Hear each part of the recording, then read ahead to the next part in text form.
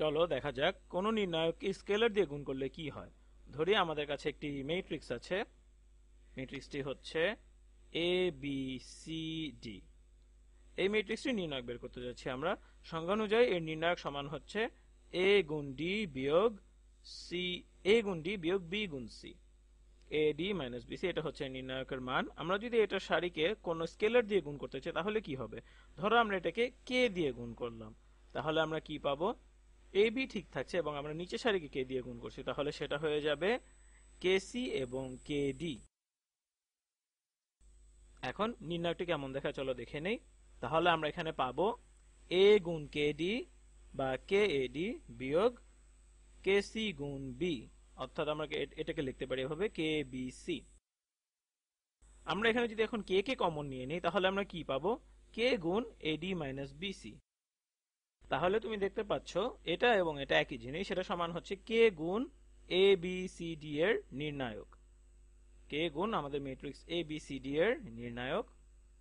তুমি যখন কোনো সারিকে কোনো স্কেলার দিয়ে গুণ করো, শুধু একটি সারি, পুরো ম্যাট্রিক্স নয়, তোমরা খেয়াল করবে এখানে আমরা যদি শুধু একটি সারিকে কোনো স্কেলার দিয়ে গুণ করি তাহলে ফলাফল হিসেবে আমরা যে নির্ণায়কটি পাবো সেটি হচ্ছে সেই প্রকৃতির স্কেলার গুণ আমাদের ম্যাট্রিক্সের নির্ণায়ক।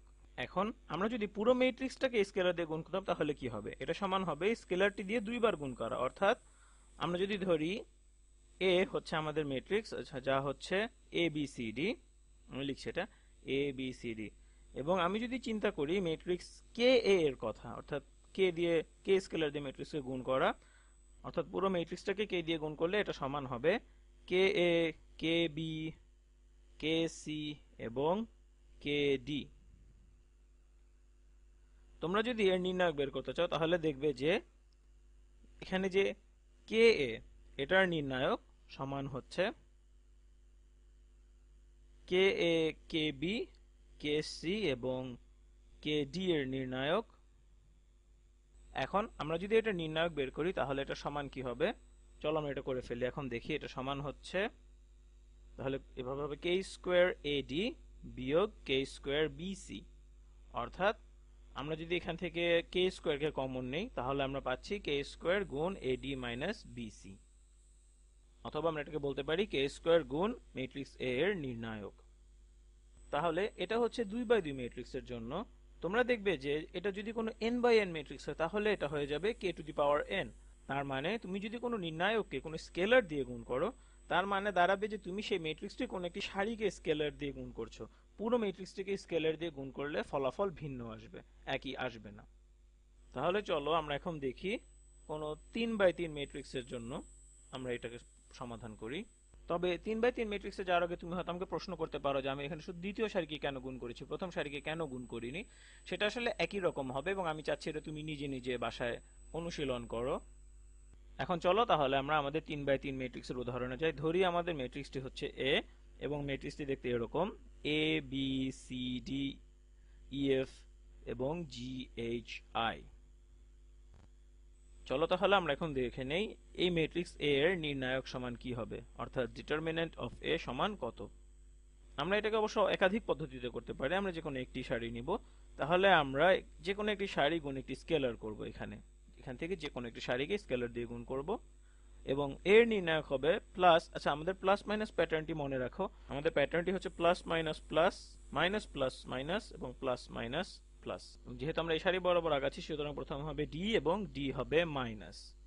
তাহলে মাইনাস ডি এবং এর সাবমেট্রিক্সের নির্ণায়ক, এবং এর সাবমেট্রিক্সের নির্ণায়ক হবে এগুলো, অর্থাৎ সাবমেট্রিক্সটি হবে B C H I plus এরপর হবে ই এবং এর সাবমেট্রিক্স অর্থাৎ এ সি জি আই, ই এর সাবমেট্রিক্স এটা, এবং তারপরে হচ্ছে মাইনাস এফ গুণ এর সাবমেট্রিক্স অর্থাৎ ডিই জি এইচ।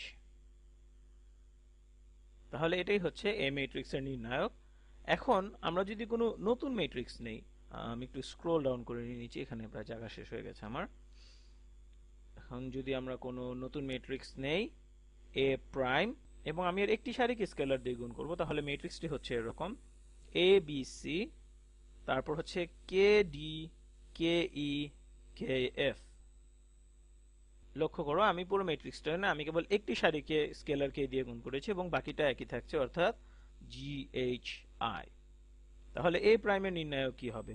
আমি এ এর একটি সারিকে গুণ করে এটা পেয়েছি, তাই এটাকে আমরা এ প্রাইম বলছি। যাই হোক, আমি ওই একই সারি ধরে এখন তাহলে আগাই, যেখানে আমরা ডি এর বদলে কে ডি এবং ই এর বদলে কে ই এবং এফ এর বদলে কে এফ নিয়ে কাজ করব। আশা করি তোমরা ধারণাটা বুঝতে পেরেছো। যেখানে আমার ডি ছিল সেখানে কে ডি, যেখানে ই ছিল সেখানে কে ই এবং যেখানে এফ ছিল সেখানে হয়ে যাবে কে এফ। তাহলে আমরা একটা এই একই জিনিস হবে, শুধু এখানে আমরা কে দ্বারা কে এর গুণফল দ্বারা প্রতিস্থাপন করব পুরো জিনিসটিকে। তাহলে এটা সমান হচ্ছে মাইনাস কে ডি গুণ এর সাবমেট্রিক্স অর্থাৎ বি সি এইচ আই এর নির্ণায়ক, এবং তারপরে আমরা পাচ্ছি এখানে হচ্ছে যোগ, যোগ কে ই গুণ এ সি জি আই এর নির্ণায়ক, এবং তারপর আছে আমাদের কে এফ গুণ ডিইজিএইচ এটার নির্ণায়ক। তাহলে এটা সমান কি হবে? আমরা যদি এখানে কে কে বের করে নিয়ে আসি তাহলে এটা সমান হবে কে গুণ এ এর নির্ণায়ক। তাহলে আমাদের ফলাফল 3x3 ম্যাট্রিক্সের ক্ষেত্রেও কাজ করে। আমি এখানে মাঝখানের সারিটি নিয়ে কাজ করেছি, তোমরা অন্য কোনো সারি নিয়েও চেষ্টা করতে পারো। চলো তাহলে এখন এটাকে সাধারণ ক্ষেত্রে করা যাক। মানে আমরা এখন সাধারণভাবে এটাকে প্রমাণ করে দেখাবো এবং আশা করি এটা তোমাদের খুব কঠিন লাগবে না।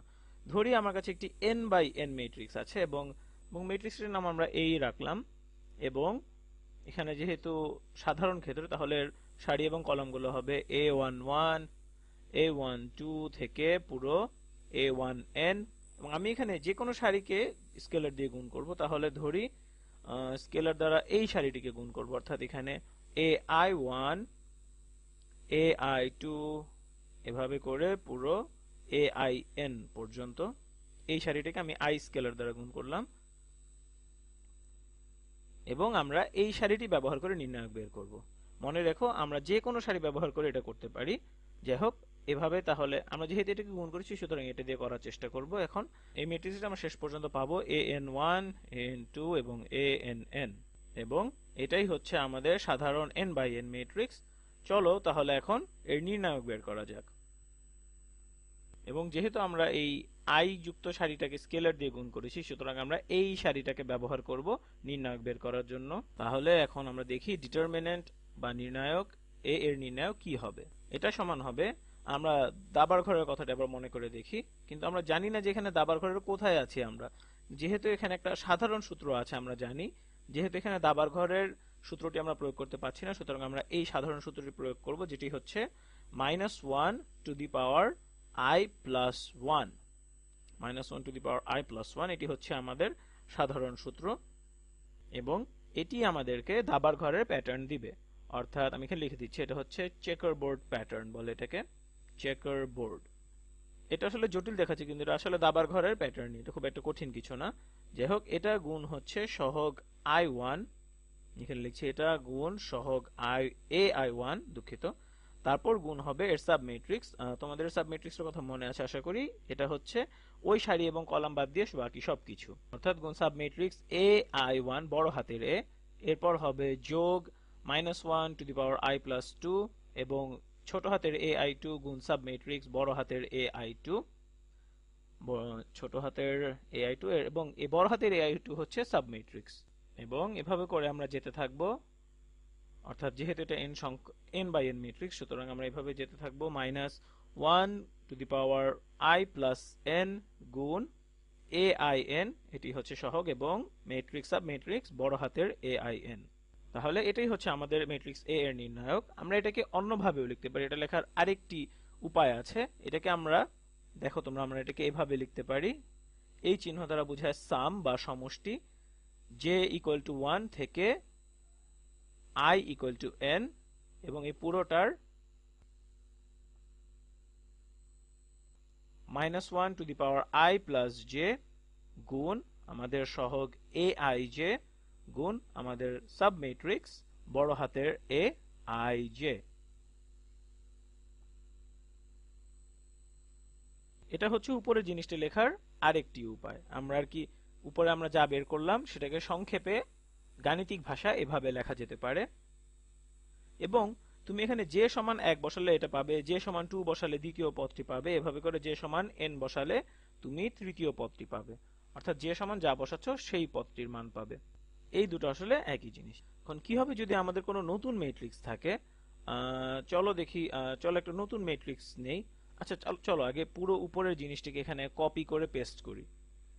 এই জিনিসটিকে এখানে কপি করে পেস্ট করি এবং তারপর আমরা এর মধ্যেই একটা নতুন ম্যাট্রিক্স আমরা কল্পনা করে, বা এর মধ্যে আমরা নতুন ম্যাট্রিক্সটি দেখাবো। তাহলে পুরো জিনিসটা কপি করে পেস্ট করি।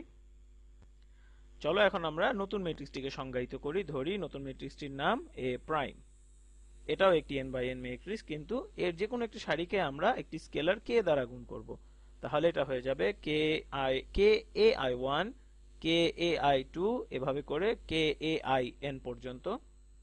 তাহলে a প্রাইমের নির্ণায়ক কত হবে? আমরা আবার এই সারিটি ব্যবহার করব। তাহলে এখানে আগানোর জন্য এখানে আগে ছিল ai1, দেখেন এখন হয়ে যাচ্ছে kai1, ai2 এটা হয়ে যাচ্ছে kai2, এভাবে করে ain এটা হয়ে যাবে kain। তাহলে এর নির্ণায়ক একই জিনিস হবে, অর্থাৎ শুধু aij এর জায়গায় হবে kaij। তাহলে এর মান হচ্ছে, আমরা এখানে কে টা বের করে আনবো এবং আমরা যদি পুরো কে টাকে এখান থেকে, যেহেতু কে এর সাথে কোনো আই যে নেই, তাহলে আমরা কে টাকে বের করে আনতে পারি এবং কে টাকে বের করে আনলে এটা সমান হয়ে যাচ্ছে কে গুণ আমাদের সেই আগের সূত্রটি, অর্থাৎ সাম যে সমান 1 হতে যে সমান n পর্যন্ত এবং গুণ হবে -1 to the power i j গুণ আমাদের সহগ a i j এবং এর সাথে গুণ হবে আমাদের সাব ম্যাট্রিক্স বড় হাতের a i j। এখানে আমরা যেটা পেলাম এটা হচ্ছে একটি n-1 গুণ n-1 ম্যাট্রিক্স এবং আশা করি তুমি বুঝতেই পারছো এটা আমরা কোথায় যাচ্ছি। এটা হচ্ছে, এই পুরো জিনিসটা হচ্ছে a এর নির্ণায়ক, তাই না? এই পুরো জিনিসটা হচ্ছে a ম্যাট্রিক্সের নির্ণায়ক। তাহলে আমরা যদি a প্রাইম ম্যাট্রিক্সের নির্ণায়ক হবে k গুণ a এর নির্ণায়ক, k গুণ আমাদের ম্যাট্রিক্স a এর নির্ণায়ক। তাহলে সাধারণভাবে দেখা গেল কোনো n বাই n ম্যাট্রিক্সের কোনো একটি সারিকে যদি কোনো স্কেলার k দিয়ে গুণ করা যায়, তাহলে সিদ্ধ নির্ণায়কটি হবে প্রকৃত ম্যাট্রিক্সের যে নির্ণায়কটি ছিল সেটি এবং তার সাথে গুণ হবে k, অর্থাৎ k গুণ আমাদের সেই মূল ম্যাট্রিক্সের নির্ণায়ক, এবং এটা আমরা আগেও দেখিয়েছিলাম। যাই হোক, এখন তাহলে আমরা এখন দেখি যে k গুণ a এর নির্ণায়ক কত হবে। অর্থাৎ k দিয়ে আমরা এখন পুরো ম্যাট্রিক্স, অর্থাৎ ম্যাট্রিক্সের প্রত্যেকটি সারিকে গুণ করছি।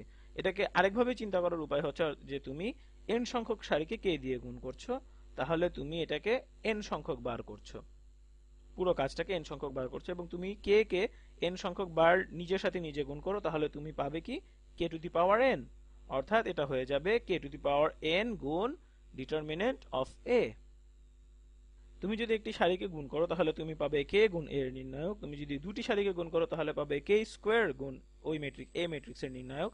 এভাবে তুমি যদি n সংখ্যক সারির জন্য কাজটি করো তাহলে তুমি পাবে kn গুণ a ম্যাট্রিক্সের নির্ণায়ক, অর্থাৎ মানে যত দিয়ে গুণ করছো সেটাই তুমি k এর পাওয়ার হিসেবে পাবে। আশা করি তোমাদের এটা ভালো লেগেছে এবং তোমরা এটা অনুশীলন করো।